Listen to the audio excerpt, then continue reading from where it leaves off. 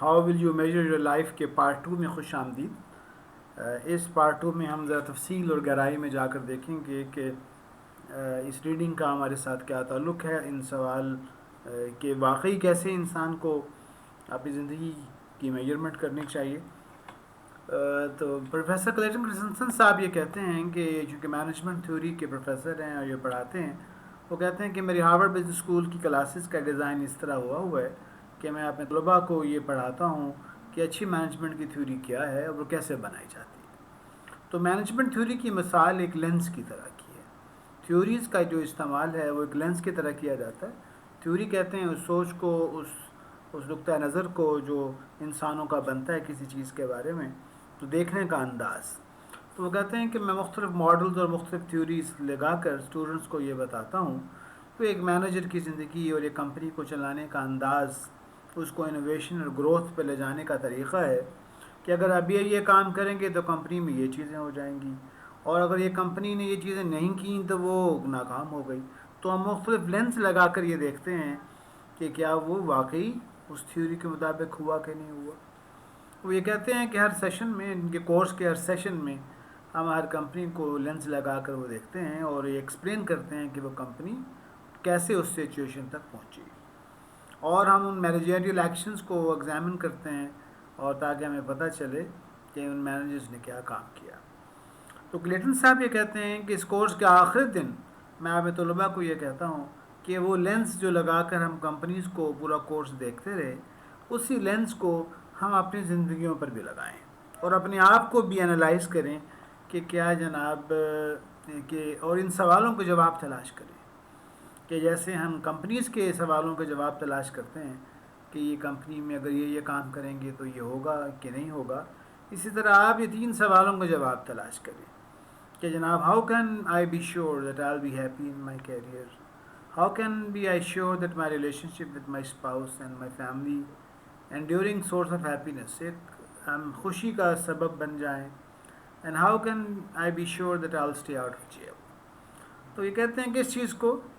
میں اسٹڈی کرواتا ہوں، اور سرپرائزنگلی وہ کہتے ہیں کہ میرے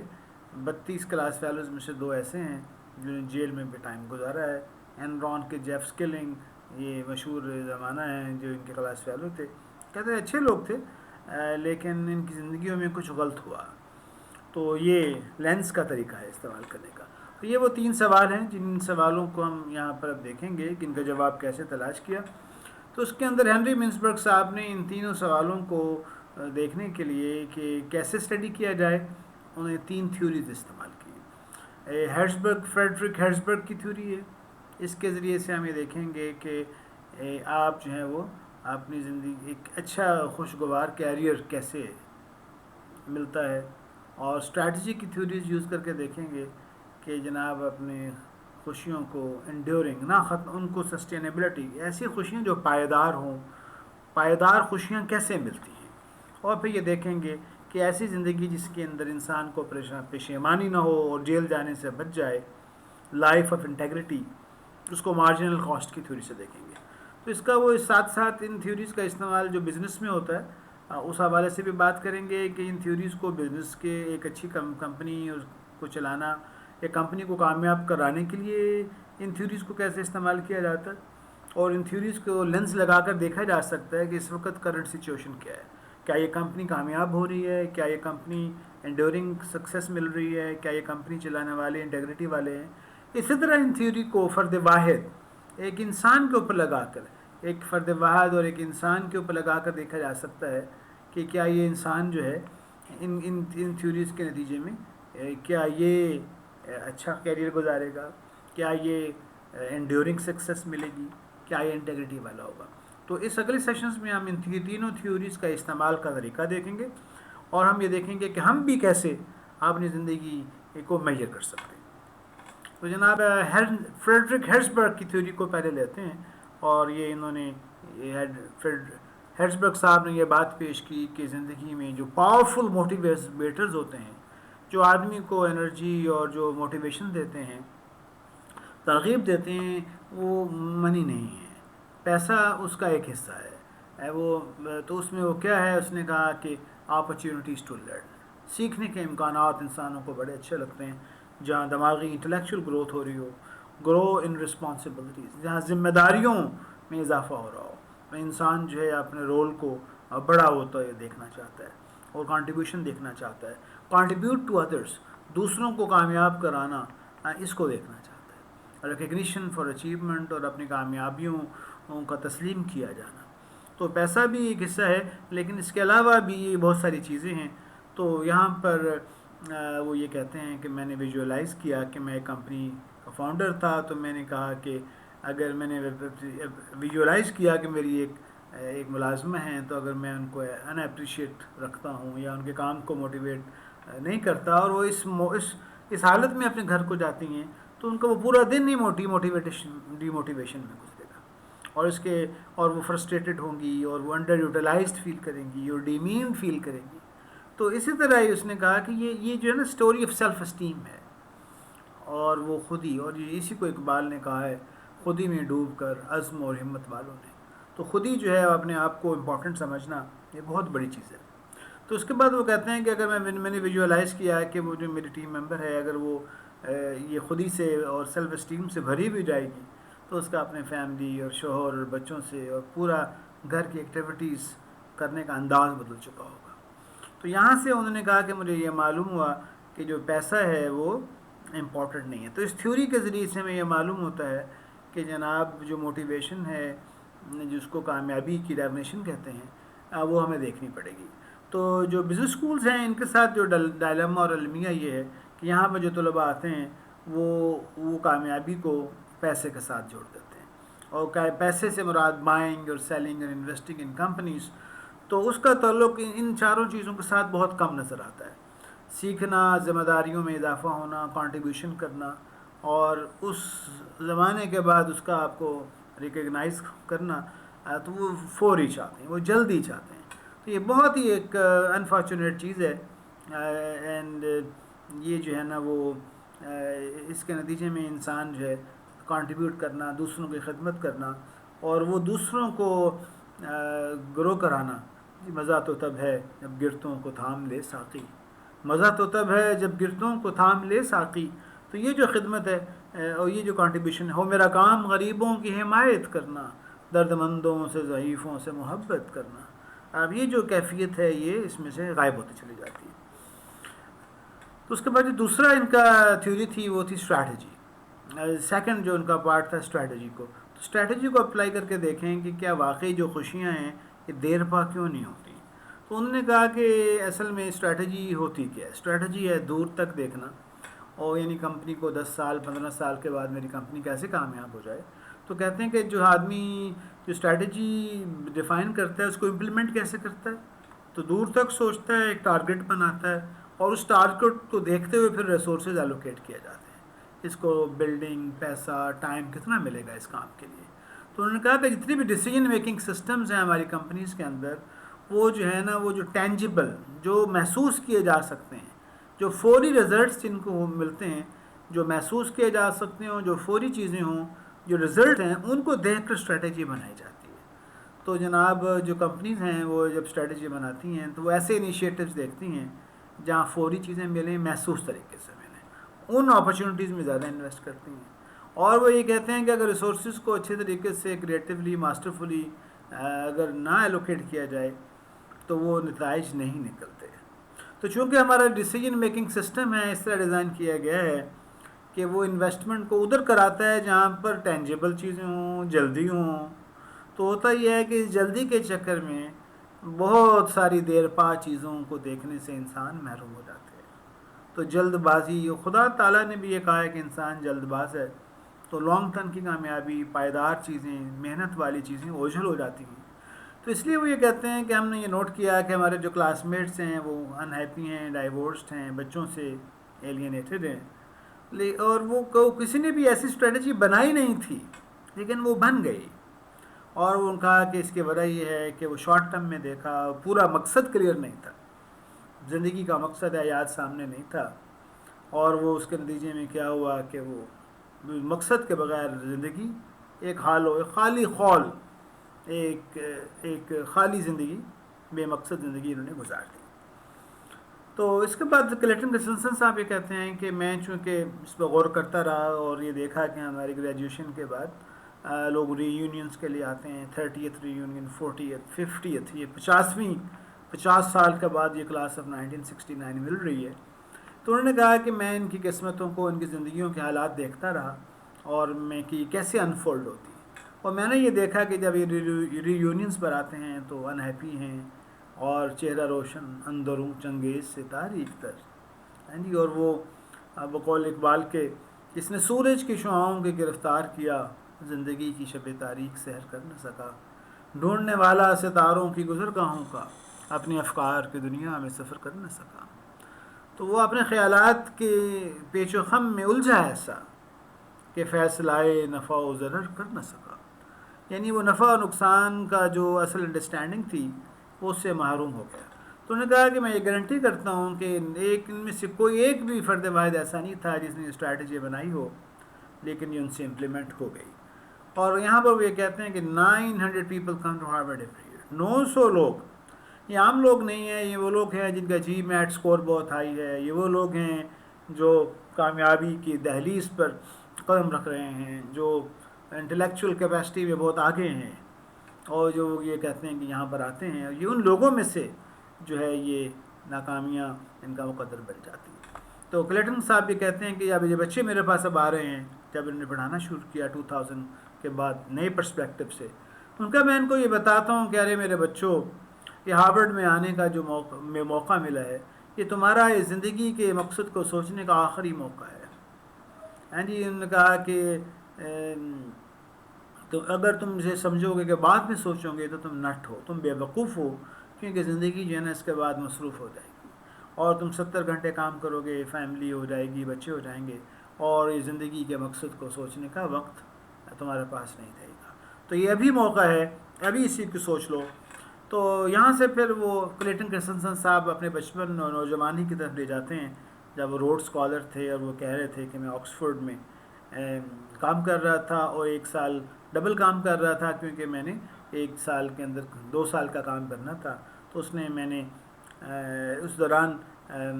مجھے یہ خیال آیا کہ مجھے روزانہ 1 گھنٹہ نکالنا چاہیے، an hour every night reading, thinking and praying۔ میں مطالعہ بھی کروں گا اور تدبر بھی کروں گا اور دعا بھی کروں گا، اور یہ کہوں گا کہ وائی گاڈ پٹ می آن دس ارتھ، کہ خدا تعالیٰ نے مجھے دنیا بھی کیوں بھیجا ہے، کیونکہ میرے خیال میں زندگی کا مقصد حیات کا واضح ہو جانا بہت امپورٹنٹ ہے۔ اور میں یہ کچھ ایسی چیز تھی جس کو میں بڑے عرصے سے سوچ رہا تھا، اور مجھے اس کا بہت پہلے پتہ جانا چاہیے تھا۔ تو انہوں نے کہا کہ میں نے طے کیا کہ میں ہر رات کو 1 گھنٹہ یہ اس پہ لگاؤں گا، اور یہ ویری چیلنجنگ کمٹمنٹ تھی، کیونکہ پڑھائی کا لوڈ بہت زیادہ تھا، اور میں اس 1 گھنٹے میں اپنے یہ مشکل سبجیکٹ تھا اکانومیٹرکس کا، اس کو میں اس وقت نہیں پڑھ رہا ہوتا تھا، یہ بڑی کمٹمنٹ تھی، چیلنجنگ تھی، اور میں کنفیوز تھا کہ کیا میں واقعی صحیح کر رہا ہوں۔ اور انہوں نے کہا کہ لیکن میں استقامت کے ساتھ اور ضد کے ساتھ اور جناب ڈٹ گیا اس کے اوپر، اور وہ 1 گھنٹہ دیتا رہا، اور خدا کی شان کہ اس وقت لگانے نے اور اس قربانی نے مجھے اپنے مقصد حیات سے بچنے میں مدد کر دی۔ انہوں نے کہا کہ میں اس کا شکر ادا کرتا ہوں، اور میں یہ سمجھتا ہوں کہ اگر یہ میں نے 1 گھنٹہ اپنی اکنامکس اور آٹو کوریلیشن اور ریگریشن کی ان چیزوں کو سیکھنے میں لگایا ہوتا تو میں نے واقعی زندگی کو ضائع کر دیتا ہے۔ اب وہ کہتے ہیں کہ اکانومیٹرکس اور مارکیٹنگ اور اسٹریٹجی بھی سیکھنے کی چیزیں ہیں، لیکن یہ تو وہ چیزیں ہیں جو میں کبھی کبھی استعمال کرتا ہوں، I apply them a few times a year, لیکن مقصد حیات ایک ایسی چیز ہے جس کو مجھے روزانہ اور ہر لمحے چاہیے۔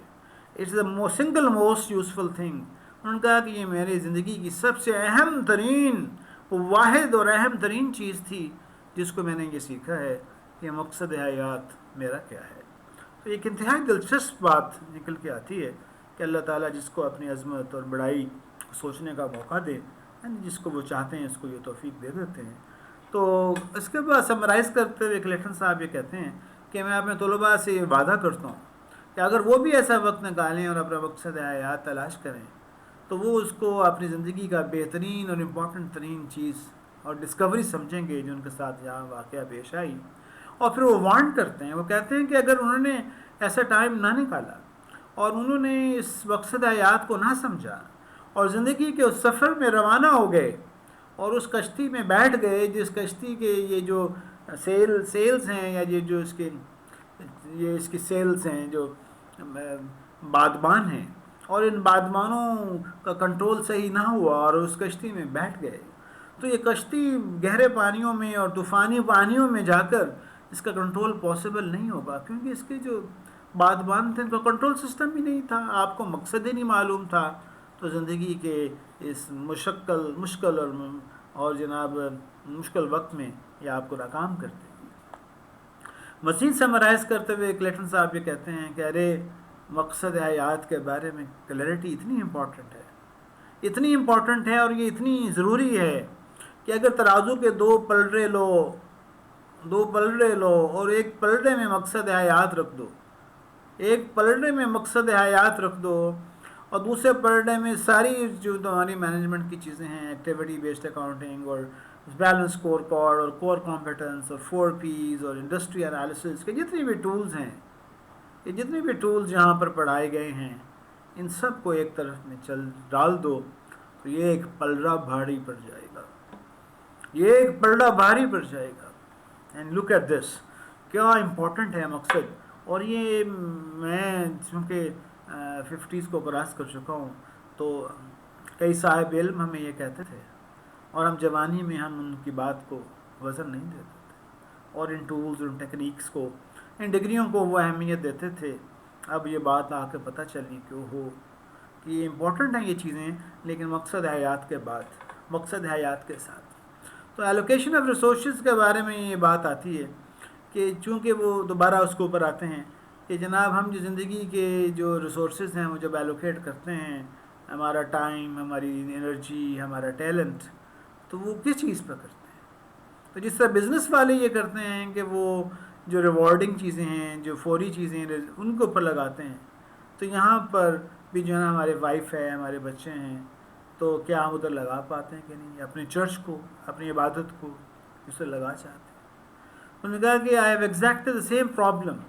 جو کوآپریشن کے ساتھ ہے، میرے پاس تھوڑا ٹائم ہے، تھوڑی انرجی ہے، تو ان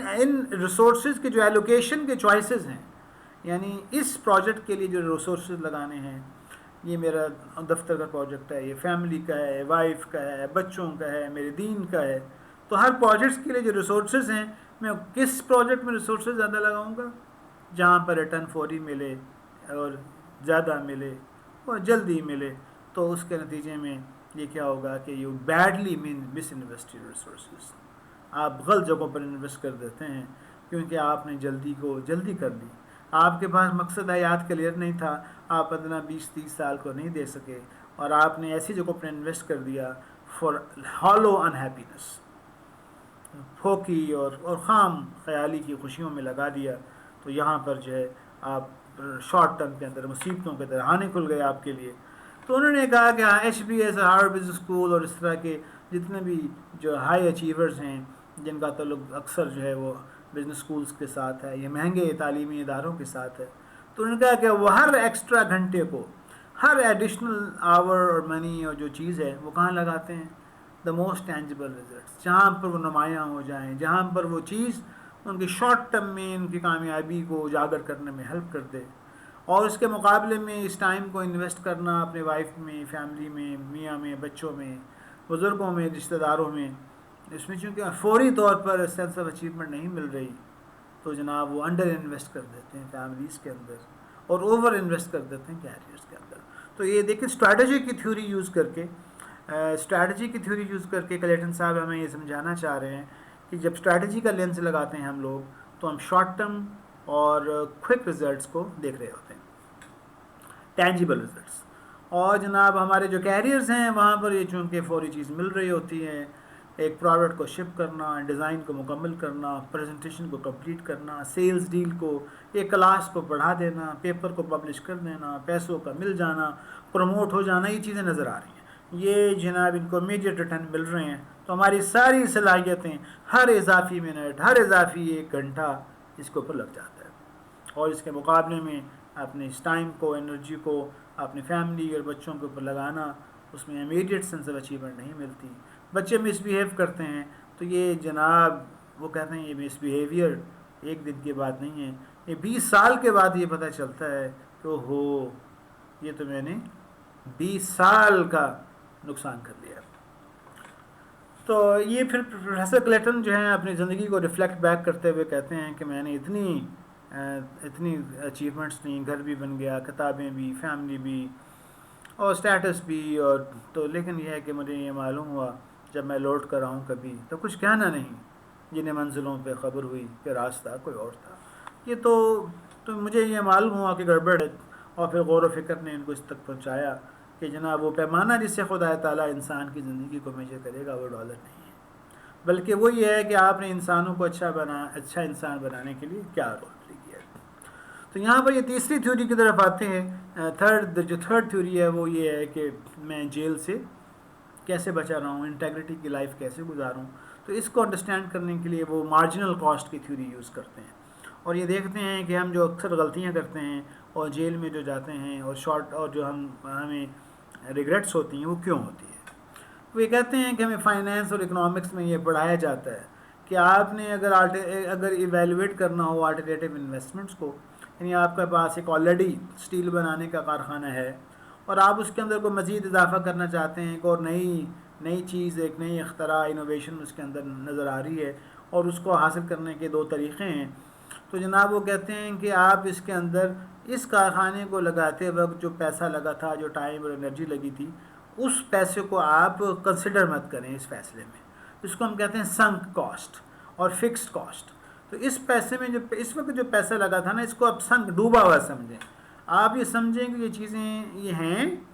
اور جناب اسی جو پریویس کیپیبلٹیز ہیں نا اور پریویس ٹیکنالوجیز ہے نا، اسی میں ہی کچھ تھوڑا سا اور اضافہ کر کے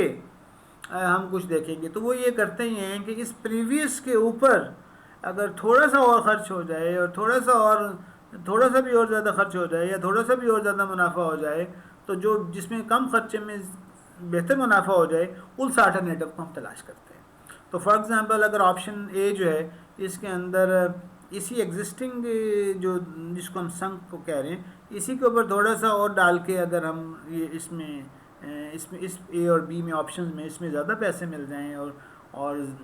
کم پیسے وقت میں اور کم ریسورسز میں، تو ہم آپشن اے کو ہم پریفر کر لیں گے. اس کو ہم کہیں گے مارجنل کاسٹ، یعنی جس کے اندر جو اضافی جو خرچہ ہے وہ کم سے کم ہے، اس آپشن کو ہم لے لیں گے. وہ کہتے ہیں ہمیں یہ فائنینس اور اکنامکس میں پڑھایا جاتا ہے. تو انہوں نے کہا کہ لیکن جو ہے نا ان دس کورس کلیٹن صاحب نے یہاں پر ایک بہت امپورٹنٹ نقطہ اٹھایا کہ یہ جو طریقہ ہے نا سوچنے کا، اس میں ایک مسئلہ ہے، اور یہ جو مسئلہ ہے، یہ پرابلم یہ ہے کہ یہ ایک بائس پیدا کر دیتا ہے کمپنیز کے اندر. تو دس doctrine biases companies to leverage what they have put in place to succeed in the past. تو انسانوں کو نا یہ ماضی کے ساتھ جوڑے رکھتا ہے، اور وہ آدمی جب بھی وہ سوچے گا کہ میں نے اس سے کیسے فائدہ اٹھانا ہے، تو اس کی جو پریویس کامیابیاں، ماضی کی صلاحیتیں، ماضی کی ٹیکنالوجی ہے نا، وہ بھی ذہن میں ساتھ وابستہ رہے گی. اور وہ یہ کہے گا کہ ماضی کی کامیابیاں اور ماضی کی ٹیکنالوجی اور ماضی کی سکلز کے اوپر یہ تھوڑا سا اضافہ کر کے یہ کر لیتے ہیں، پھر یہ کر لیتے ہیں، پھر یہ کر لیتے ہیں. تو اس کا نقصان یہ ہوتا ہے کہ وہ آدمی ماضی کا اسیر ہو جاتا ہے اور ماضی کی جکڑیوں میں، زنجیروں میں بندھا جاتا ہے. اور وہ جو نئی چیزیں ہوتی ہیں، نئی چیزوں کو سیکھنے کے لیے آدمی کو وقت لگتا ہے، مشقت ہوتی ہے، ان لرن کرنا پڑتا ہے. اس ان لرننگ، اس مشقت، اس تکلیف، اس انسرٹنٹی اور ان نونز میں جانے کے لیے تیار نہیں ہوتا. تو جب اس کے لیے تیار نہیں ہوتا تو وہ مستقبل کے بہت سارے امکانات سے محروم ہو جاتا ہے. تو آدمی جو ہے نا وہ ماضی میں الجھا رہتا ہے، ماضی کے ساتھ کنٹرول رہتا ہے. تو وہ یہ کہتے ہیں کہ اگر تمہیں مستقبل کا پتہ ہوتا کہ ہمارا مستقبل اسی ٹیکنالوجی میں گرو کرے گا، اسی ایریا میں آگے جائے گا، تو پھر تو یہ اپروچ صحیح تھی. لیکن ایک فیوچرز ڈیفرنٹ ہے. اگر مستقبل کا ہمیں پتہ نہیں ہے تو یہ جو سوچ ہے یہ ہمیں مروا دے گی. کوئی نئی چیز نکل آئے گی، اور جیسے امریکن سٹیل ملز نے کیا کیا، جو پرانی سٹیل ملز تھیں وہ انہی کے اندر انوویشن لاتی تھیں، انکریمنٹل اضافہ کر کے. تو ایک نئی سٹیل مل، نائکر سٹیل ملز نے کیا کیا، انہوں نے کہا کہ اس پورے ماڈل کو چیلنج کر دیا. یہاں سے کچھ لوگ جو یہاں سے ریٹائر ہوئے تھے یا جن کو جاب سے نکالا گیا تھا، انہوں نے ایک انوویشن لے کر آئے اور بہت کم جگہ پر اور بہت تھوڑے پیسوں کے ساتھ انہوں نے یہ ایسے ایریا میں جو لو کاسٹ اسٹیل تھا وہ بنانا شروع کر دیا، کم خرچے کے ساتھ، انوویشن کے ساتھ، ان ماڈل سے ہٹ کر. جب انہوں نے ماضی کی قید سے باہر نکل کر ان کے دماغ نے کام کیا تو وہ ایک انوویٹو اور out of the box thinking کے ساتھ وہ ایک چیز بنانے میں کامیاب ہو گئے. اور وہ جو ہے وہ کامیابی ان کو نئے راستے پر لے گئی، اور ایونچولی یہ جو اسٹیل مل کے جو کارخانے بنے گئے بہت کم خرچے کے اوپر یہ کامیاب ہو گئے. تو اس کو یہ کہتے ہیں مارجنل کاسٹ مسٹیک، کہ جناب آپ تھوڑا سا آپ اس لالچ میں کہ میں تھوڑے سے ایکسٹرا محنت سے، تھوڑی سی ایکسٹرا کام سے، میں پچھلے تھوڑے سے ایکسٹرا سے میں ایک آگے نکل جاؤں گا. تو وہ جو تھوڑا سا ایکسٹرا ہے وہ اگر مستقبل ان نون ہو تو وہ تھوڑا سا ایکسٹرا جو ہے وہ آپ کو جو ہے وہ بہت سارے امکانات سے محروم کر دیتا ہے. اب اس لینس کو انہوں نے اپنے انسانی زندگی پر لگایا.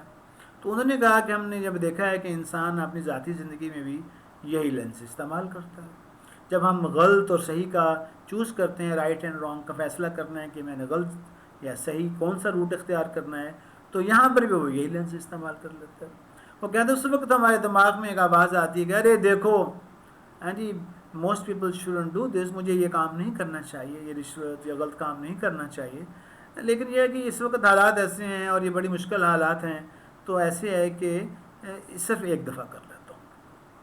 میں ایک دفعہ یہ دیکھیں نا، یہ میں یہاں تک پہنچا ہوں تو میرے جو پچھلا ماضی ہے یہاں تک کلیئر ہے، یہاں پہنچا ہوں تو تھوڑا سا ایک کر لوں گا، تھوڑا سا ایک سٹیپ کر لیتا ہوں. تو مارجنل، تو تھوڑا سا ایک کروں گا نا. دیکھو مارجنل کاسٹ ہے، اس میں کیا ہوگا، جیسے کارخانے میں اس نے کہا کہ ایک مارجنل ہے نا، اگر نہ ہوا کامیاب تو کوئی بات نہیں، یہ کارخانہ تو چل رہا ہے.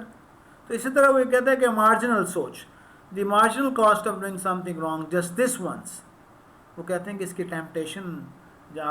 دس آلویز سیمس الیورنگلی، جس کا آدمی جو ہے نا اس کے متوجہ ہوتا ہے، اور یہ سوچ آدمی کو اپنی طرف کھینچ لیتی ہے، اور یو ڈونٹ ایور لک، اور آپ کو یہ پتہ بھی نہیں چلتا، دھیان بھی نہیں رہتا یہ راستہ کہاں لے کر جا رہا ہے. یہ راستہ تباہی ناکامی کی طرف لے جائے گا اور اس کی جو بھاری قیمت ادا کرنی پڑے گی. تو اس غیر یقینی اور بے وفائی کی جو جسٹیفیکیشن ہے اور اس ڈس آنیسٹی کی، تو یہ جو ہے نا یہ مارجنل کاسٹ کی تھیوری کے اندر سے اس کے نظر آتی ہے. جسٹ ایک دفعہ میں کروں. تو کلیٹن صاحب یہ اپنی کہانی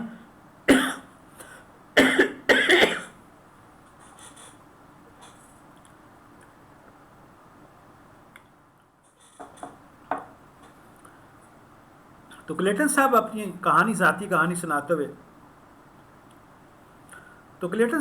ذاتی کہانی سناتے ہوئے اس کی مثال دیتے ہیں کہ اس ونس، جسٹ دس ونس کا ڈیمیج کیا ہوتا ہے. وہ کہتے ہیں کہ ابھی جوانی کے زمانے میں وہ آکسفورڈ یونیورسٹی کی طرف سے باسکٹ بال کھیلتے تھے، اور ایک سیزن میں ایسی کامیابیاں ملیں کہ جناب وہ فائنل تک پہنچ گئے، اور یہ فائنل سنڈے کے دن ہونا تھا. اور یہ چونکہ مذہب کی طرف اٹریکٹ ہو چکے تھے تو انہوں نے اپنے خدا تعالیٰ سے یہ وعدہ کیا تھا کہ خدا تعالیٰ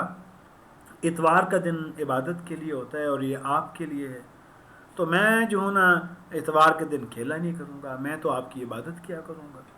تو انہوں نے کہا کہ جب ان کو یہ کہا گیا کہ آپ نے فائنل کھیلنا ہے تو میں نے تو ان کو اپنی اللہ سے کمٹمنٹ کو بتا دیا. تو وہ جناب کوچ اور سارے بچے ان کے پاس بھاگے ہوئے آئے، اور ہر ایک نے کہا کہ بھئی آپ تو سینٹر کی پوزیشن پہ کھیلتے ہیں، خدا را زندگی میں ایک دفعہ اس اصول کو توڑ دو. تو انہوں نے کہا کہ میں چونکہ مذہب کی طرف وابستہ ہو چکا تھا تو میں نے ان کی بات سنی اور کہا کہ اچھا مجھے غور کرنے دو، اور میں ایک کمرے میں چلا گیا اور وہاں جا کر خوب دعا کی کہ اے خدا تعالیٰ مجھے وزڈم اور دانائی دے، بتا کہ میں کیا کروں. انہوں نے کہا کہ مجھے کلیئر فیلنگ محسوس ہوئی کہ مجھے اس کمٹمنٹ کو توڑنا ہے، کو نہیں توڑنا جو میں نے خدا تعالیٰ سے کی ہے، اور میں اس گیم میں نہیں کھیل رہا. تو کلیٹن صاحب یہ کہتے ہیں کہ اپیرنٹلی یہ چھوٹا سا فیصلہ تھا، لیکن جناب اس میں میرے سینکڑوں ہزاروں سنڈے جو میری زندگی میں آئے ہیں اس کے اندر سے، لیکن یہ ہے کہ ان تھیوری اگر میں اس لائن کو کراس کر دیتا ون ٹائم اور میں دوبارہ کر دیتا تو کوئی مسئلہ نہیں تھا، لیکن میں جب لک بیک کرتا ہوں تو مجھے یہ معلوم ہوتا ہے کہ اگر میں نے ایک دن اس لائن کو کراس کر دیتا تو مجھے لگتا ہے کہ میں کئی بار اس لائن کو کراس کرتا. تو وہ کہتے ہیں کہ just this one it's okay has proven to be one of the most important decisions of my life. میری زندگی کا ایک بہت اہم حصہ بن گیا. کیوں؟ کیونکہ my life has been one unending stream of unextenuating circumstances. میری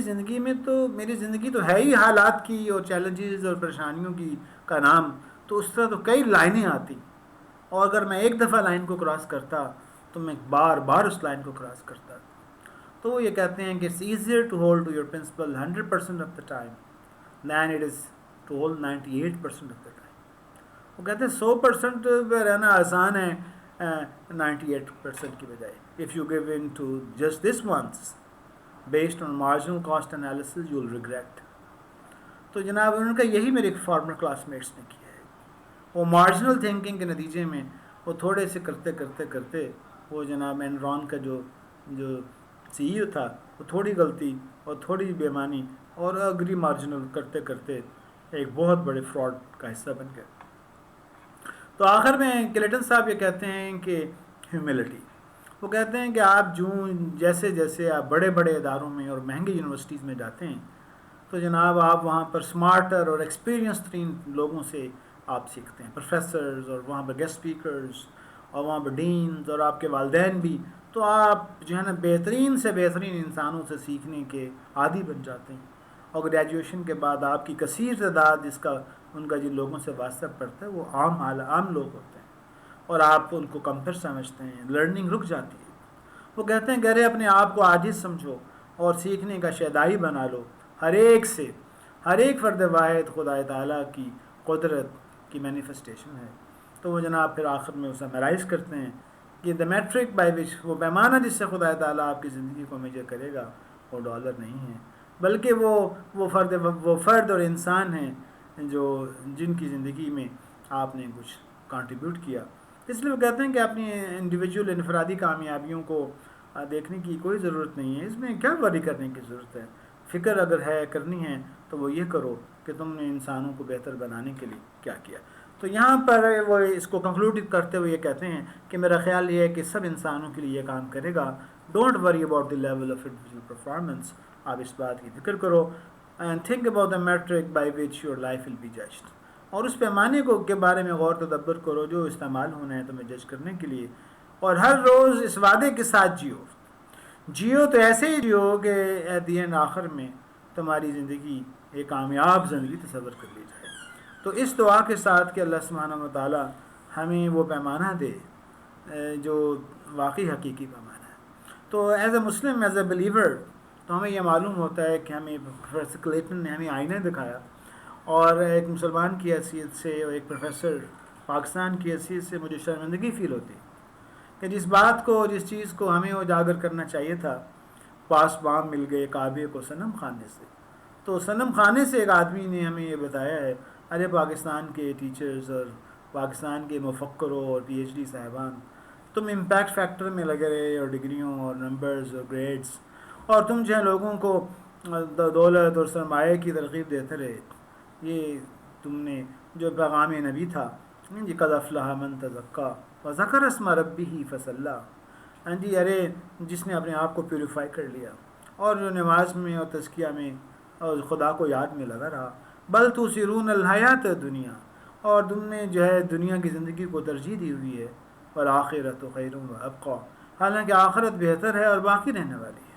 ان ھذا لفی الصحف الاولیٰ صحف ابراہیم و موسیٰ، اور یہ جو ہے کوئی نئی بات تھوڑی ہے، یہ تو ابراہیمی بات ہے اور حضرت موسیٰ علیہ السلام کی بات ہے. اور حضرت محمد صلی اللہ علیہ وسلم نے اس کو شاندار طریقے سے آرٹیکولیٹ کیا ہے. اور خدا تعالیٰ نے کیا فرمایا ہے؟ ومن احیاھا، جس نے ایک انسان کو زندگی دی، ومن احیاھا فکأنما احیا الناس جمیعا، اس نے پورے عالم کے انسانوں کو زندگی دی. تو یہ جو ویلیو سسٹم اور یہ جو مقصد حیات ہے اس کو جاننا کتنا ضروری ہے. اور یہ کتاب جو ہے ہارورڈ کے MBA میں بھی پڑھائی گئی، اور ہم دعا کرتے ہیں کہ پاکستان کے